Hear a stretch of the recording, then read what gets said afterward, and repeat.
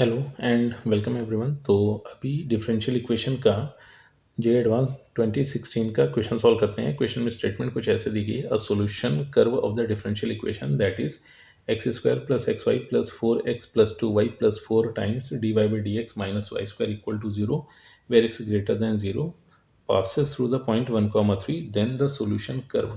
फिर इसके रिस्पेक्ट में ये चार ऑप्शंस अपने को दिए गए हैं। अब ये जो क्वेश्चन है ये वन और मोर करेक्ट टाइप है। और एक काम करते हैं, इस क्वेश्चन को सॉल्व करने के लिए सबसे पहले तो ये जो अपने पास टर्म्स दिए गए मतलब x square four x and four, अगर इनको साथ में रखा जाए तो इनको लिखा जा सकता है एक्स प्लस टू का होल स्क्वायर। तो इसको ऐसे लिख लिया एक्स प्लस टू का होल स्क्वायर।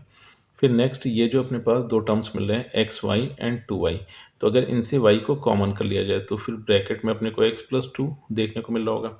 तो ये अपने को ऐसे मिल गया plus y times x plus two, और फिर ब्रैकेट के बाहर मिल रहा था d y by d x. Then ये जो वाई स्क्वायर नेगेटिव था इसको राइट हैंड साइड पे शिफ्ट कर देते हैं, तो ये वाई स्क्वायर ऐसे कुछ कुछ मिला। फिर फर्दर एक काम ये किया कि डी एक्स से पूरी इक्वेशन को मल्टीप्लाई किया, तो ब्रैकेट को तो एज इज लिखा रहने देते हैं। फिर ये अपने को मिल गया था डी वाई और राइट हैंड साइड पे मिल जाएगा वाई स्क्वायर डी एक्स। अब देखो यहाँ पर एक चीज़ ये होगी कि अगर मैं कहीं पर डिफरेंशियल ऑफ एक्स लिखूँ या फिर differential of x plus one लिखूँ या फिर differential of x plus to लिखूँ, तो इन सभी की वैल्यू सेम होगी। तो इसका मतलब डिफरेंशियल ऑफ एक्स को differential of x plus to से रिप्लेस कर देते हैं, या फिर ऐसे बोले कि डिफरेंशियल ऑफ एक्स के प्लेस पर differential of x plus to को लिख दिया। तो इस तरह से रिजल्टेंट मिला, ये ब्रैकेट तो एस आ जाएगा देन डी वाई, और राइट हैंड साइड पे अपने को मिल गया y square then differential of x plus two. फिर नेक्स्ट यहाँ पर एक काम कर लेते हैं कि ब्रैकेट में डी वाई का जैसे मल्टीप्लाई किया तो रिजल्टेंट कुछ कुछ ऐसे मिलेगा एक्स प्लस टू का होल स्क्वायर डी वाई, फिर plus y times x plus two d y, और राइट हैंड साइड पर गिवन था y square times differential of x plus two. फिर फर्दर एक काम कर लेते हैं कि ये जो क्वांटिटी दी गई थी इस क्वांटिटी को राइट हैंड साइड पर शिफ्ट कर देते हैं, तो इस तरह से रिजल्टेंट कुछ ऐसे बन गया है एक्स प्लस टू का whole square times d y is equal to y square differential of x plus two फिर minus y times x plus two times differential of y. फिर एक काम ये करते हैं, जो रिजल्टेंट इक्वेशन आई है इस पूरी इक्वेशन को एक्स प्लस टू का होल स्क्वायर टाइम्स वाई इससे डिवाइड कर देते हैं। तो इस तरह से लेफ्ट हैंड साइड पर तो अपने को मिल जाएगा डी वाई बाई वाई, और राइट हैंड साइड पर अपने को मिल रहा होगा y differential of x plus two फिर minus x plus two times differential of y, और डिनोमिनेटर में अपने को मिल गया है एक्स प्लस टू का होल स्क्वायर। फिर फर्दर अगर इसको सिंप्लीफाई किया जाए तो एक काम ये कर लेते हैं कि लेफ्ट हैंड साइड को तो ऐसे पड़ा रहने दिया, तो लेफ्ट हैंड साइड आ गया डी वाई बाई वाई, और राइट हैंड साइड से नेगेटिव साइन कॉमन कर लेते हैं। तो इस तरह से फर्दर इसको ऐसे लिखा जाएगा x plus two d y minus का y differential of x plus two, and denominator में अपने को मिल रहा था एक्स प्लस टू का होल स्क्वायर।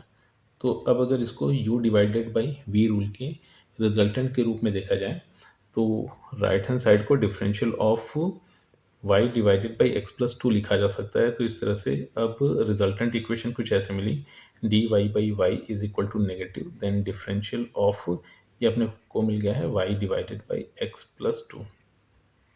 तो अब ये जो रिजल्टेंट इक्वेशन आई है एक काम ये किया कि इसको जैसे ही दोनों तरफ इंटीग्रेट किया, तो इंटीग्रेशन करने पर लेफ्ट हैंड साइड पर तो अपने को मिल जाएगा natural log of y, right hand side पे मिलेगा minus y divided by x plus two, फिर प्लस एक कांस्टेंट ऐड कर देते हैं।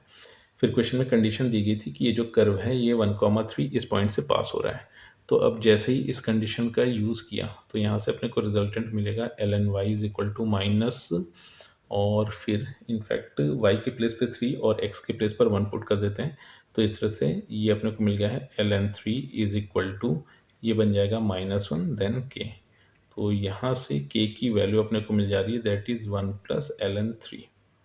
तो अब k की इस वैल्यू को जैसे ही डिफरेंशियल इक्वेशन के सॉल्यूशन में पुट किया तो रिजल्टेंट बन गया है l n y is equal to minus y divided by x plus two is और फिर प्लस 1 माइनस ln3। फिर एक काम करते हैं, इसको फर्दर जैसे सिंप्लीफाई किया तो अब यहाँ से जो रिजल्टेंट बनेगा दैट विल बी, तो यहाँ से अपने को मिल गया है ln y, फिर plus ln3 and plus y divided by x plus 2 is equal to 1। तो अब इसको फर्दर सिंप्लीफाई करके लिखा जाए तो ये बन जाएगा ln y divided by 3 is, और फिर प्लस आ जाएगा ये y divided by x plus 2 is equal to 1। अब जो ऑप्शंस दिए गए वन बाय वन सभी ऑप्शंस को चेक किया जाए तो यहाँ पर हो रहा था कि पहले ऑप्शन में कहा गया था कि जो डिफरेंशियल इक्वेशन है वो x प्लस 2 को सिर्फ और सिर्फ एक पॉइंट पे इंटरसेक्ट करेगी। तो एक काम करते हैं, y equal to x plus 2 put कर देते हैं इस डिफरेंशियल इक्वेशन के सॉल्यूशन में। तो यहाँ से लिखा जा सकता है ln x plus 2 divided by 3, फिर plus x plus 2 divided by x plus 2, तो ये 1 हो गया, राइट हैंड साइड पर 1। इनको सिंप्लीफाई किया तो राइट हैंड साइड पर 0 बन जाएगा। तो इस तरह से अपने को मिला ln x plus 2 divided by 3 equal to 0। फिर अब यहाँ से फर्दर लिखा जा सकता है, जैसे एंटी लॉग लिया तो x plus 2 divided by 3 is equal to 1 बना। तो यहाँ से x की वैल्यू अपने को 1 मिल गई। तो हुआ ये था कि जैसे ही y के प्लेस पर x प्लस 2 रखा तो गिवन इक्वेशन ने अपने को x की सिर्फ और सिर्फ एक वैल्यू दी, दैट इज़ 1।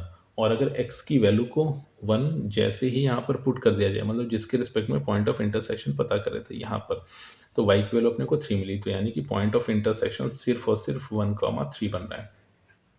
तो इस तरह से इस क्वेश्चन में हुआ ये कि जो ऑप्शन ए दिया गया था वो तो करेक्ट हो जाएगा कि गिवन कर्व को y is equal to x plus 2 सिर्फ एक पॉइंट पे कट करें, और बी ऑप्शन यहाँ पर इनकरेक्ट हो जाएगा।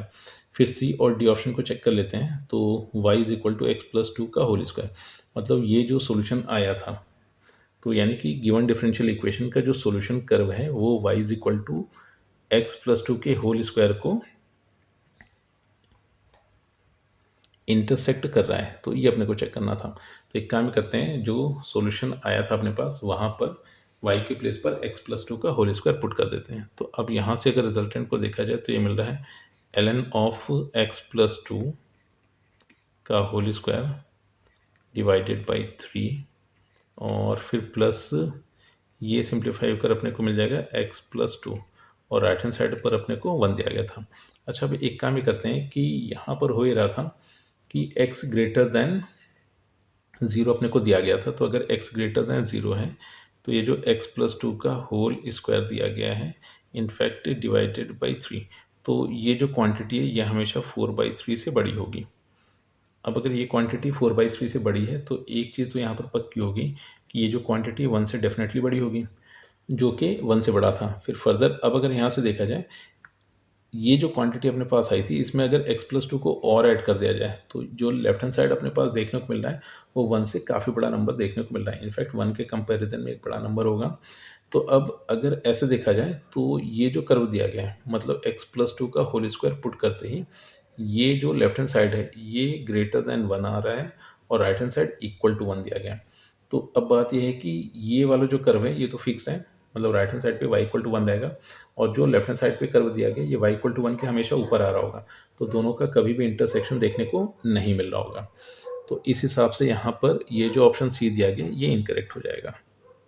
सिमिलरली यहाँ से जो ऑप्शन डी दिया गया है इसके रिस्पेक्ट में भी चेक किया जा सकता है कि जो गिवन डिफरेंशियल इक्वेशन का सॉल्यूशन कर्व है वो कभी भी इसे इंटरसेक्ट नहीं करेगा, क्योंकि हुआ ये था कि जब इसको पुट करते मुझे 1 से बड़ी क्वांटिटी देखने को मिली थी, तो अगर मैं y के प्लेस पर x प्लस 3 का होल स्क्वायर पुट करूँगा तो ये भी डेफिनेटली 1 से बड़ा ही आ रहा होगा।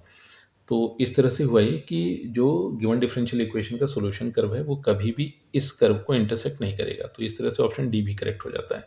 तो इस क्वेश्चन में option A and D R the correct choices.